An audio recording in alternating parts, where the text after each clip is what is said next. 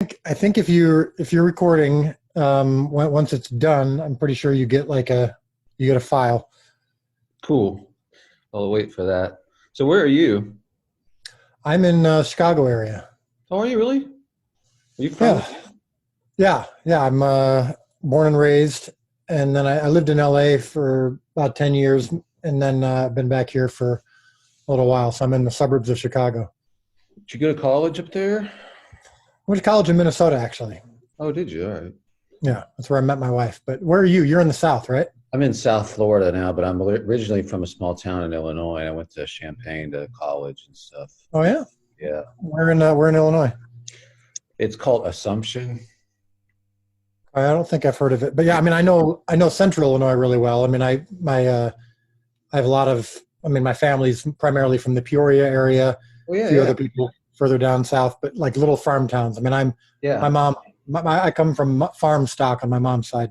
Oh, that's cool. Well, it is in central Illinois. It's south of Decatur, like 30 miles. And Yeah, I know the area. yeah, so good, man. It's great to talk to you. So, um, are you, do you ever weary of talking about this?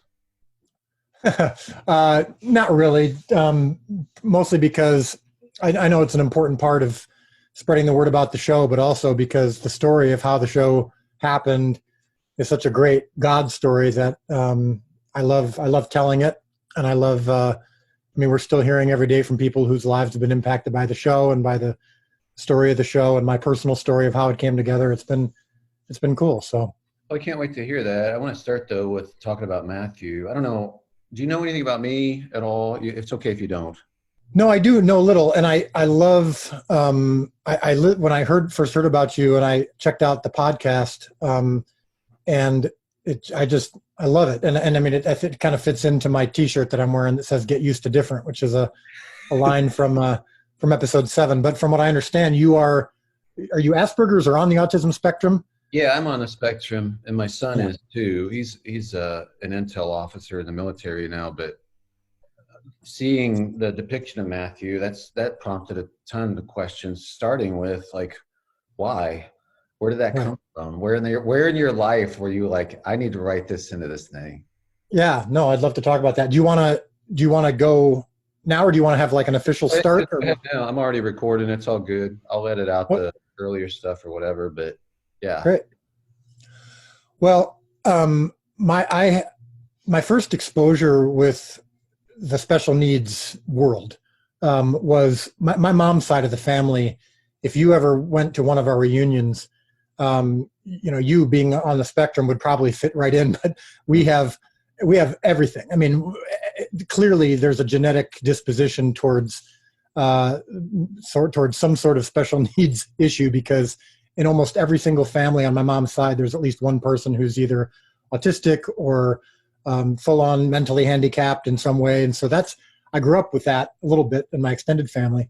My younger brother is clearly on the spectrum. A while ago, it wasn't really diagnosed much. Back in the 80s and stuff, people just struggled, and that was just what it was. Then my daughter, when my daughter was about a year and a half old, she wasn't talking yet. I mean, she was barely talking. And so she was clearly delayed. We weren't sure what the issue was. And then I remember one day I took her to a wall puzzle that we had, and it was the letters of the alphabet.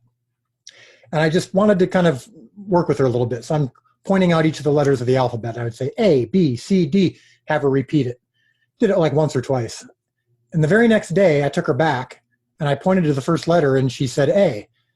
And then she said B, and then I pointed to like a middle letter and she goes P. Like she had it totally memorized from the day before, even though we'd only done it once or twice. So I thought, okay, something unique is happening here, that she's clearly behind in so many other ways, but can memorize the alphabet at this age in just one or two tries.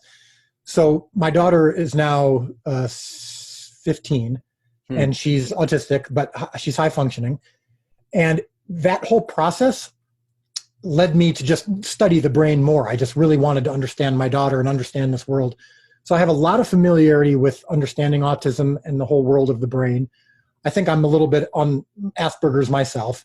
But also I've done a lot of work in the special needs community. Like my wife and I just volunteer at our church in our special needs class. We have a big church and a big class.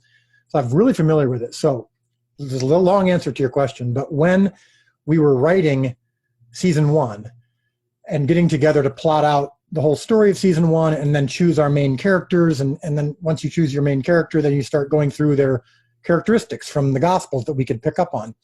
So we're listing Matthew and we're saying, okay, he's a numbers guy because he's a tax collector, an accountant type. He's a facts guy because the first chapter of his book is all just a genealogy and it's grouped in 3 groups of 14, And then he chose a profession that made him a social outcast. I mean, tax collectors were hated by the Jews for being betrayers of their people, and they were disrespected by the Romans for being Jewish. And I just thought, this is really interesting. What if he was on the spectrum? What if we actually could portray him as being on the spectrum and give him some of those qualities? Might not be factual, but it's certainly plausible. And we thought that would be really interesting. And it's never been done before, and certainly in a Bible show.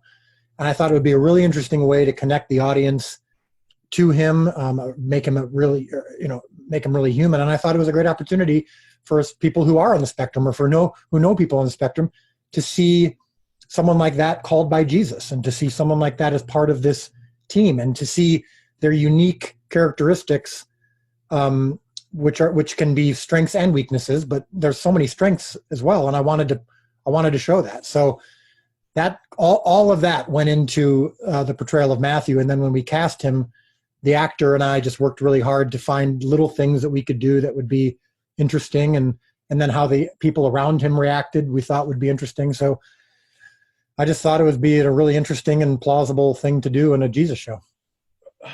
It is. And I got to tell you, like as jaded as I can be towards Christian stuff, I know Jesus told stories so that we could see who we are in that story, but I got to tell you, that's the first time I think I have ever seen myself in one of these characters. And it's genuinely moving to me. I know God loves me. I write books about this stuff or whatever, but it's genuinely moving to me to have Jesus react to him that way. Like, because I've always been hoping that would be the reaction. Right. So anyway, it's really neat. It's beyond neat. Okay, so you said you tried to help the actor. Did he meet anybody? Did you have him? Because he nails a lot of the mannerisms that, I mean, I look at it and I'm like, well, that looks like stuff that my wife has helped me stop doing. Right. So right. I don't know. Yeah. Well, he had, when he auditioned, and we said in the audition process that this character was on the spectrum. And so he had I don't quite remember if he had known someone or if he had auditioned. I think he had said he had auditioned for a part in the past that was Asperger's. And so he had looked into it a little bit. But he had a few ideas on his own. We talked about, I didn't tell him exactly what to do, but we talked about general things like self-soothing. I said, like, a lot of autistic people or people on the spectrum, each one is different, but they all have their own things that their bodies do when they're stressed or when something is different. Like if suddenly the path that they were on is suddenly changed, you'll see their fingers start to move. Or my daughter, with her, it's her feet. At night, if we're having a tense conversation with her for whatever reason, we'll start to see her feet clench up. And I'm sure you've got your own. I mean, everyone has something where. So we thought it would be interesting if his handkerchief was kind of his security blanket. And then you'll see in scenes when he starts to get intense for whatever reason, we might show a shot of his hands and they're gripping the handkerchief. But just I gave him kind of an overall foundation, and then he would sometimes come up with different ideas. And then even in each scene, he would say, do you think this would be a good opportunity to do this, or to grab my tablet, to get more, to have my voice start to rise a little bit, and so we just thought it was a really fascinating thing to explore. And I think one of the things you mentioned just now you talked about how Jesus reacted to Matthew, which of course was interesting, but we thought it was also interesting to see how the enemy reacted to Matthew. You see the scenes with Quintus, who's the chief Roman, who's the bad guy. And we just thought it'd be really interesting if he was really intrigued by Matthew and actually really liked him and saw a guy who had the way his mind worked, or as Quintus calls it, his machine, could be really useful. And again, just with all of this, with everything with this show, we wanted it to be a little bit different. We're honoring the scriptures. We don't have some agenda, but we want to come at these stories from a different angle. And I thought having the bad guy like Matthew more than the disciples do, I thought was a really interesting thing to explore. And in season 2, we're going to explore that even more, of now that Matthew's on the team and the disciples are dealing with having a tax collector in their midst. How are they going to react? And I think they're not going to react very well.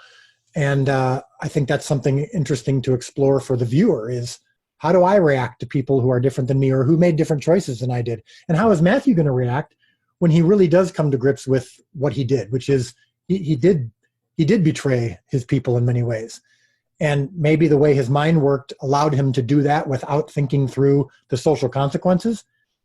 But perhaps that can be helpful to people who aren't as socially adept, to think through that sometimes. I mean, you've had to deal with that, I'm sure, as you mentioned, as a married man. Yeah. Honestly, when I was watching the scene with Quintus, I'd just gone through some negotiating stuff, and I'm the worst negotiator. Because they ask me, what do you need? And I'm like, this and that. Right. And I don't understand what's happening. I don't understand why we can't why is that a threat? Or why is it? And I get bemusement.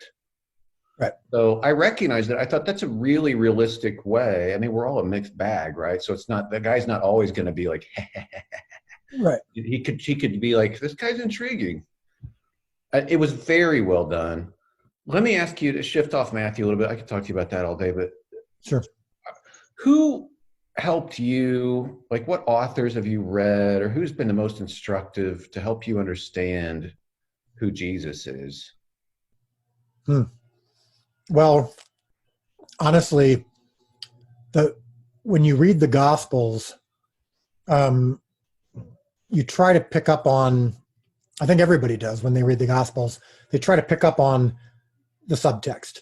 Right. Now, ironically enough, speaking of subtext, that's the thing that guys like you and especially, but even me to some extent, struggle with, is reading in between the lines. But that's something that I've always been really fascinated with, is, even as a kid, I would tell stories, or when we would be hearing Bible stories, I was the one always kind of making jokes about what Jesus might have been like in addition to those stories, or in between the things that he said, imagining him as a real human being. Mm-hmm. So there's been, I honestly can't think of too many books right off the top of my head that have informed that. I think I've just always had a passion to get past the pious, overly reverent perspective on Jesus. When I walk into a Catholic church, for example, I'm an evangelical, I'm not a Catholic, but when I walk into a Catholic church, I have mixed feelings, because on one hand, as an artist, I love the beauty of the buildings and the paintings. But as a human, I don't love the portrayal of Jesus as this seemingly distant, pious figure. There's oftentimes a halo around his head or something glowing. I've always wanted to get past all that and go to the human. And same thing with his followers. So when it came to doing this show, I just really thought it was plausible. I always use that word, plausible and valuable, to explore Jesus being funny, and Jesus laughing at other people's jokes, and Jesus dressing a wound and saying his prayers before bed, making food. I've always been fascinated by that. And I think in all of my art, all of the movies I've made over the last 20 years, I've always tried to get to the natural, to the human, to the authentic. I don't love melodrama. I don't love unearned moments, like moments of emotion that weren't properly set up. So I really think that when you know Jesus and you study Jesus in the Gospels, and you also know humanity, you know human beings, you know Jesus better. I know that's a weird thing to say, but Jesus was a human being. He just didn't sin like we did, but he was clear that he was tempted the same way we were. He experienced pain the same way we did. And I just thought, I can't relate to the God part of Jesus, but I can relate to the human part. And let's just really explore that and dive in as deep to that as possible. And ironically enough, that's been what most people have most responded to with the show, and has caused them to want to worship Jesus even more. They believe his divine is even more powerful because of what they're seeing in the humanity. I feel that way about thinking, what is God like? Like people will deconstruct their faith or whatever, and I'm like, I don't know where else to go. But the reason I'm into this Christianity thing isn't for all the trappings, isn't for the Christian entertainment. It's for if Jesus said, if you've seen me, you've seen God, and you really have done a service. And I know you're not in it for the plaudits either, but like to give people a visual. If we're going to be apprentices or disciples ourselves, to say, okay, what's he acting like? You showed it in the Cana wedding. You showed them watching Jesus, his followers watching him at a children's table, and they were literally commenting on it. I guess we're just going to be watching this guy, and that's how we'll learn how to do this. Right. But you know what? You're providing that in a way. I mean, it's your interpretation, and it really is. It's not a cartoon, and it's beautiful. Yeah, it's not we're trying to make it so it doesn't feel like a presentation, a formal presentation of the gospel words.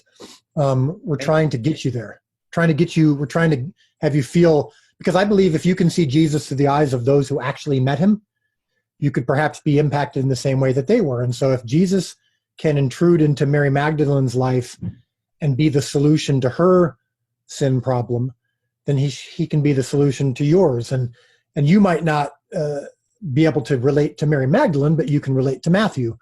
And there are other people who can relate to Simon. And so we're just trying to get you there as directly as possible. That is clear. I feel like there's something for everybody there, and you can actually understand in a more three-dimensional way why anybody would follow him in the first place.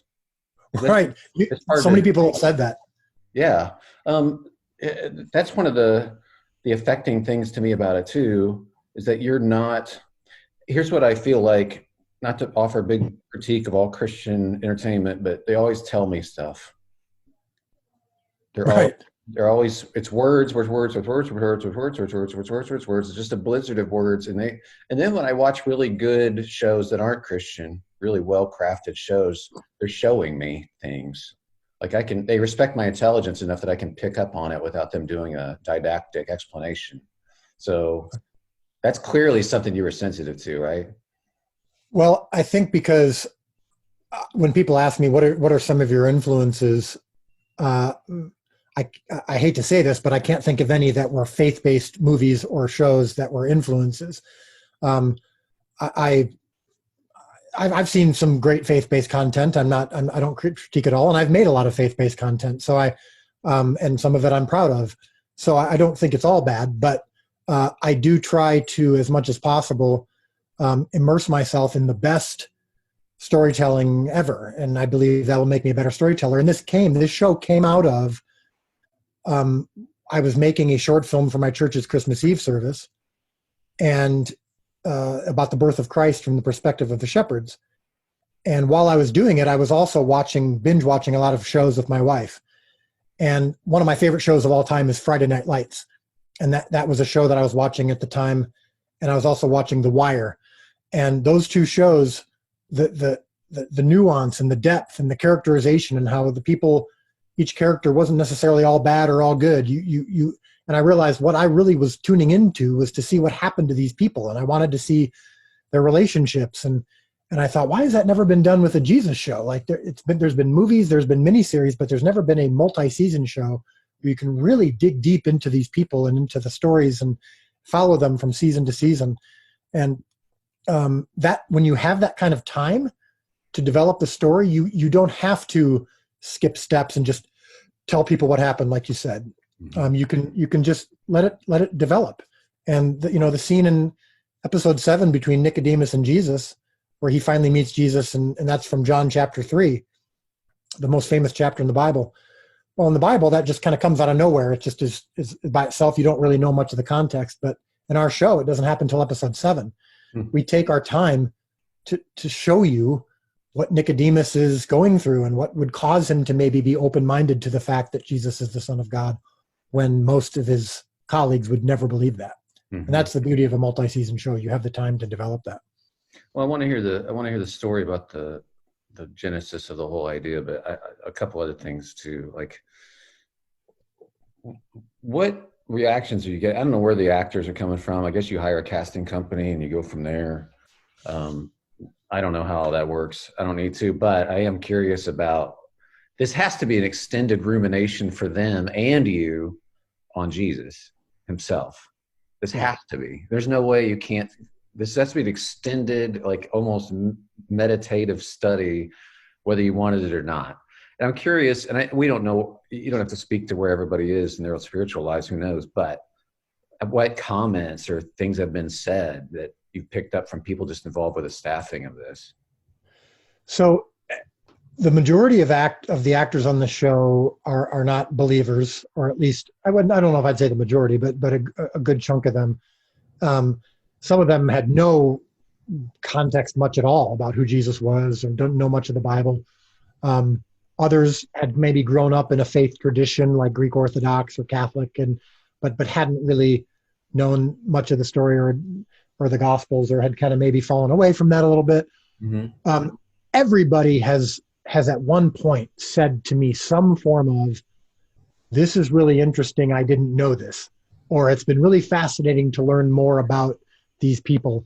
And there have been some who have gone from maybe an apathetic perspective on faith to a much more direct, personal perspective on faith. And so for sure, this has, like you said, it has caused a lot of just study, a lot of thought. A lot of times we have actors who will be in a scene with Jonathan, who plays Jesus, and it's a scene from Scripture. And maybe it's a scene where Jesus is asking them to make a decision about whether they're going to follow Jesus or whether they're going to believe, or in the case of like the wedding at Cana, when he's looking at Thomas and he's saying, "You're going to follow me and you're going to see something that's different." And the actors, when they're faced with that, even though it's just a scene and they're just actors, there's profound emotional experiences. I mean, where they'll say, I couldn't stop crying," or that was a really powerful moment. And I feel like even when you're acting, when you're faced with words from Scripture, or when you're faced with that decision, your body reacts in some way. I can't explain it, but we've had that happen many times. I have a theory. But more than anything else, just seeing people, I get the opportunity to answer questions all the time. Like when they're asking questions about their character, I'm able to give them gospel. And it's been a fascinating experience just to see people get to know Jesus and the story of this history more than ever before. My theory on the physical reaction is that we're made for the kingdom in its fullness. And so whenever we recognize it, we get a glimpse of it. Somehow it's words, or it's the Olympics, or a big gathering, or something, that's a healing. Yeah. There's something that so resonates. It's like being nostalgic for a place you've never been, kind of thing. Like you just like, that's home somehow. And people get, even if they're not believers, they're still made for that or something. Yeah. Yeah. There's something that happens. And I not to get back to the spectrum conversation, but my daughter, I believe that people on the spectrum, because, and you can speak for yourself, but from what I've noticed is people who are on the spectrum, or who they don't have the same trappings that we more typical people do, where we've got things that can kind of get in the way of our connection to God. And I feel like a lot of people who are autistic on the spectrum, they don't have some of those social constructs that get in the way. And there's this almost purity, or this kind of almost divine thing that happens. I've seen it I even see it when I talk to you, of just there's a lack of guile that happens, that I think allows people, some people who are on the spectrum, to kind of tune in more. Like you're playing the same, you know, the same musical notes that God does. So I wrote a book, and I'm not telling you to buy it or anything. It was called Blessed Are the Misfits, but it's about that. And it was Yeah. about like why I love Jesus so much as somebody who's on the spectrum. And it's his lack of guile and Yeah. also his equanimity, like towards everybody. There's something very appealing to somebody like me to see Right. him be so consistent and not fake. Right. Like he doesn't change his tune based. It's so refreshing. I've told people like I go back to the Gospels at night just because he's the only person that makes any sense. Right. So Right. go ahead and tell us about the how the show actually happened. I heard a little bit about this, but I'd love to hear more. Well, in January 20th of 2017, I won't ever forget it because it changed my life, but also it was inauguration day. And it was the day that my feature film released to theaters. It was a movie called The Resurrection of Gavin Stone. And this was the culmination of several years of me reaching my goal in my career. I had arrived. I've been making movies for about 15 years, and very long story short, a short film that I had made got in the hands of one of the biggest producers in Hollywood, and they partnered with other big companies in Hollywood that and wanted to make my movie, The Resurrection of Gavin Stone, which is a on the nose faith-based movie set in a church. And I had been working at a church for a couple of years, trying to get movies going. It was kind of one of these weird things. I'd been in LA making movies for 10 years, and then this church hired me to make movies here in Chicago. Hmm. And so the Hollywood, several big production companies were putting up the money, putting up the production resources, and I was able to make the movie that I wanted to make. And it was so amazing. And they loved the movie. It had tested bigger and better than any movie that they had done themselves with test audiences. And they wanted to do future movies with me. So I had like my future over the next 10 years was set. I had like 5 movies lined up, for the next 10 years. And then the Resurrection of Gavin Stone debuted in theaters on January 20th, and it was a complete bomb.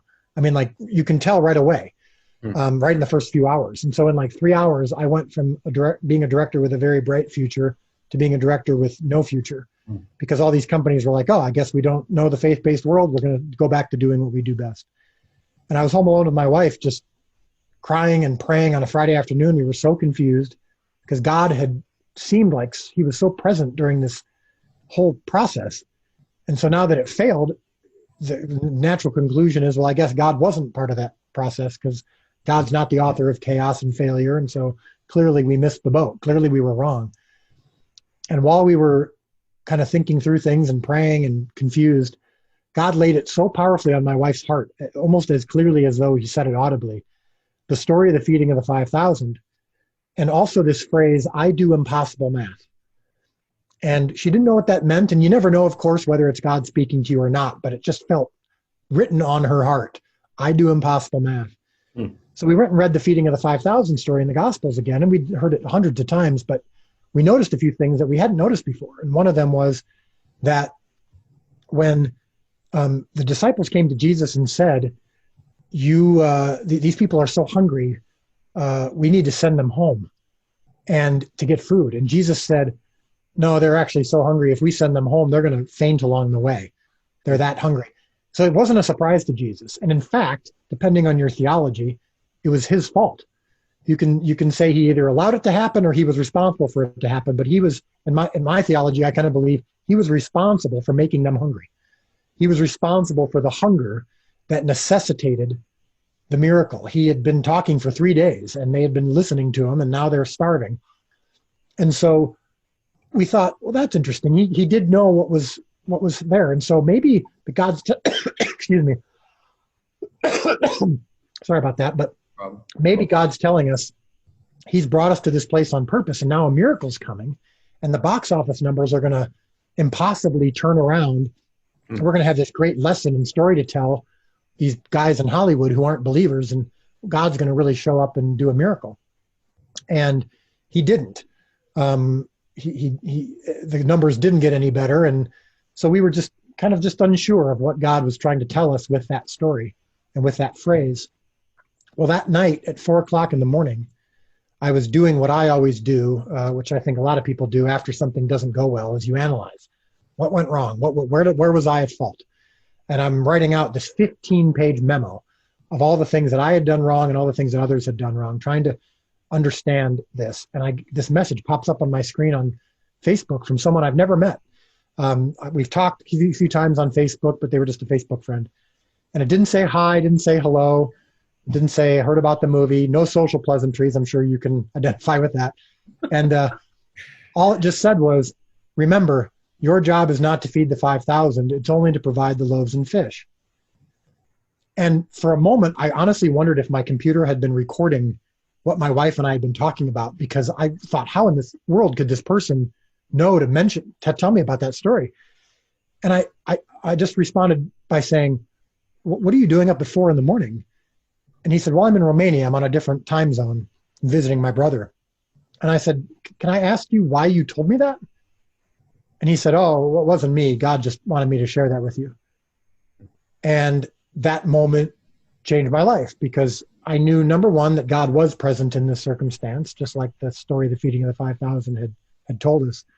But that whole concept of this is not your job to worry about. When the boy brought the loaves and fish to Jesus, and Jesus accepted them as worthy, that's where the transaction ended. That's all that boy or the disciples who gathered the loaves and fish were responsible for. So Jesus still included them in the miracle. We still do our part. We still provide the loaves and fish. And then when God multiplies them, he actually had the disciples distribute the loaves and fish. But my job is not to worry about the impact or to worry about the multiplication.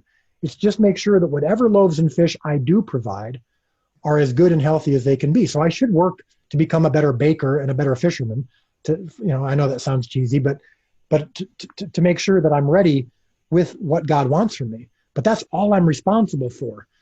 And so that's what led me to be open-minded to just doing what came next, which was a short film for my church's Christmas Eve service about the birth of Christ. It felt like a step down from doing a major Hollywood movie, but it's like, look, loaves and fish, it's not my job to worry about whether it's big or small. And then the same thing when I had the idea for the multi-season show, and our streaming partners came and loved the idea and were excited about it, and I got excited, and then they told me they wanted to raise the money through crowdfunding. And I got depressed because I thought, that never works. Crowdfunding's for small projects, and that usually doesn't even work. And the all-time crowdfunding record was $5.7 million from projects that had big fan bases already, and we were starting from scratch, and my last movie was a failure. And again, long story short, when that short film that I did on my friend's farm here in Illinois ended up launching the crowdfund and the investment opportunity for this show, and 19,000 people around the world ended up investing over $10 million, shattering the all-time crowdfunding record, which made no sense. I remember when I was sitting at my computer with my wife and we hit that 10 million mark, and all of a sudden she turned to me and tears streaming down her face, and God had just hit her with another lightning bolt. I do impossible math. Like, that's what he meant when he was saying that.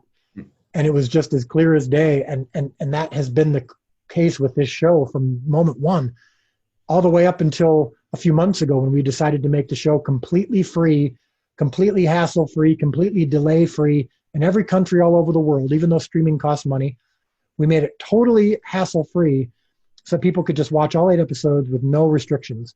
And we actually quadrupled our income. That's impossible math. And God's been doing that from day one with this project. So the story of this has been as much about God showing up today as it has been about the content of what he did 2,000 years ago. Love it. I love how he takes our plans and like he can do things so that it's clear that we're not that awesome, but he is. Like, so I'm excited about the future. I can't wait to watch next seasons and stuff. And I know you still need funding and investment, and so I encourage people to do that. But I'm amped about being invested in the characters when it comes time for the end of Jesus' earthly ministry. Like, see them walk away, that's going to hurt. And I'm really looking forward to that. So you're one of the few. Most people are saying they're starting to think about it just like you are. And they're already getting emotional going, oh my goodness, now that I know these people. And that was the whole point of the show. We wanted to we started from the end and worked our way backwards because we wanted that moment to be as painful as possible. Yes. But then, of course, the joy to be as joyous as possible. Totally. But then it's like, I think the people who are dreading it we're looking at it the same way. It's just like, I want to be invested. I want to have some connection there to what otherwise can become dry, rote religion and take all the joy out of it. And great job, man. Keep it up. And so if people want to invest and give and watch, what's the best way to do all that? Well, right now, when you watch the show, first of all, enjoy it for free if you haven't seen it yet. And if right now during COVID especially, you don't have the means or the opportunity to pay it forward, then by all means don't. Just enjoy the free show. That's why we do this. But we have this pay it forward option, which is if you love the show and you want people around the world to continue to see it for free. I mean, right now it's translated in over 50 languages. We're in literally every country in the world. The app is available everywhere. People are downloading it every day. If you want to continue to allow people to see that for free, you can. When you pay it forward, people know. They'll say, when they go to watch episode 5, it'll say, this episode was paid forward for you by Dallas in Illinois or whatever. And then they can even send thank you notes through the app, which has been really cool to see. I've seen a few thank you notes to me just because I paid it forward, and a few people were like, this show impacted me. Thank you so much. But then also it goes towards future episodes and seasons. So as of this moment, we're over halfway funded for season 2. And we're already ready to get moving on the first 4 episodes of season 2. They're written, they're funded, and we're looking for our location right now. But we are hoping to get shot and filmed this year, so we can get season 2 out earlier next year. But the more people can pay it forward, the more people can contribute in some way, even if it's just spreading the word, the faster we can get to future episodes and seasons. Obviously, if you need to cast an Aspie dad of Matthew, then I'll talk. You're a little American looking, I'm sorry to say. Oh, darn it. Yeah. So you're right. Yeah. Thanks, man. God bless you. Thanks for everything you're doing. Really, really thankful for this. I've enjoyed it so much. And well, you too. Keep up the great work. I love what you're doing with your podcast, and I am going to go get that book. I'd heard of it, but I hadn't read it yet. I want to get it. So keep up the beautiful work. How do I snag that T-shirt? I'll get you one. We'll follow up. They're available at we do have a website where we get used to different shirts. That's based on a line from episode 7 where Jesus says that to Simon when Jesus is calling Matthew. And when Jesus says get used. Right. When Jesus. What's the website to buy it? Yeah, it's thechosenmerch.com. So www.thechosenmerch.com. In fact, I usually sing a little jingle. It's cheesy, but people remember it. But I always go www.thechosenmerch.com, and then it gets in their heads for better or worse. I do. But they've got this, and I've honestly thought like this would be a great shirt for like an autism, organization, because. Well, I was going to say real quick, when Jesus says to Simon, "Get used to different," he's referring to a lot of things. But I just thought of this just now. I guess it hadn't hit me that he could also be referring to Matthew. Like get used to different. But anyway, yeah, this, and we have a couple other great shirts. And one of the reasons we do these kinds of shirts is we don't want to just have promotional material for The Chosen. We actually want to start conversations. And so we've even got a COVID mask that's coming out in the next day or two. That's good. That says "Get used to different" on it, and because that applies, it's perfect timing for COVID. So, thechosenmerch.com is where you get that. But I'm sorry, I cut you off. No, great idea. I have a lot of people that identify with the book. Yeah. So when they see this, they'll look at that and they'll be wanting the same thing. Like, how do I get the T-shirt? So yeah, it'll resonate with them. Thanks so much, man. God bless you, Dallas. God bless you. Thanks, brother. We'll talk soon. Welcome. Bye-bye. And I hope this thing shows up when I hit stop. Something's good's going to happen here. I hope.